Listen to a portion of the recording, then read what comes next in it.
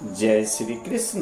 भगवान श्री कृष्ण की कृपा हमारे सभी मित्रों पर बनी रहे, यही हमारी मंगल कामना है। गीता में श्री कृष्ण करने के लिए कहते हैं कि तुम्हारा काम सिर्फ कर्म करना है और फल देने वाला तो कोई और है। कर्मण्येवाधिकारस्ते मा फलेषु कदाचन मा कर्म फल हेतुर्मा ते संगो अस्तु कर्मणि। तुझे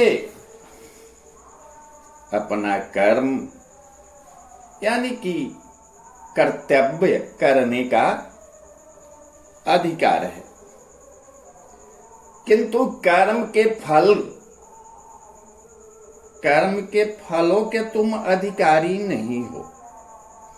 तुम न तो कभी अपने आप को अपने कर्मों के फलों का कारण मानो और न ही कर्म न करने में कभी आसक्त हो। कहने का तात्पर्य है, यहाँ 3 विचारणीय बातें हैं। कर्म, विकर्म तथा अकर्म। कर्म जो हुआ वो स्वधर्म है।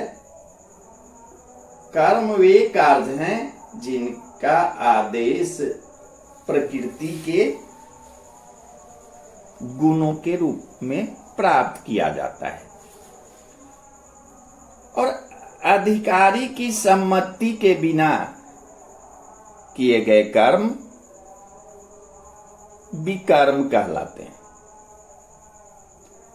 और अकर्म जो है, अपने कर्मों को न करना अकर्म है। गीता में कुरुक्षेत्र के मैदान में भगवान श्री कृष्ण ने अर्जुन को उपदेश दिया कि वह निष्क्रिय न हो, अपितु बिना फल की इच्छा के, बिना फल के प्रति आसक्त हुए बिना अपना कर्म करें। कर्म फल के प्रति आसक्त रहने वाला भी कर्म का कारण है। इस तरह वह ऐसे कर्म फलों का भोक्ता होता है। जहां तक निर्धारित कर्मों का संबंध है तो उसके भी 3 उपश्रेणियां हो सकते हैं: निष्कर्म, आपातकालीन कर्म तथा इच्छित कर्म। नियत कर्म फल की इच्छा बिना शास्त्रों के निर्देशानुसार सतोगुण में रहकर किए जाते हैं। फल युक्त कर्म बंधन के कारण बनते हैं, अतः ऐसे कर्म अशुभ हैं। हर व्यक्ति को अपने कर्म पर अधिकार है,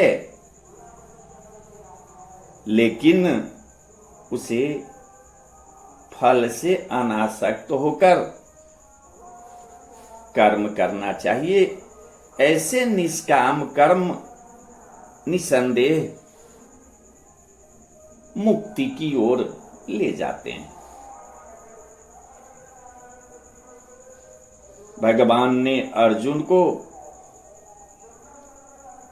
फलासक्ति रहित होकर कर्म यानी कि स्वधर्म के रूप में युद्ध करने की आज्ञा देते हैं। उनका युद्ध विमुख होना आसक्ति का दूसरा पहलू है। ऐसी आसक्ति से कभी मुक्ति पथ की प्राप्ति नहीं हो पाती।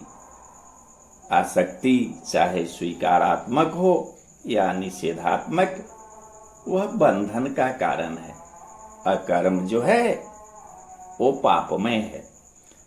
अतः कर्तव्य के रूप में युद्ध करना ही अर्जुन के लिए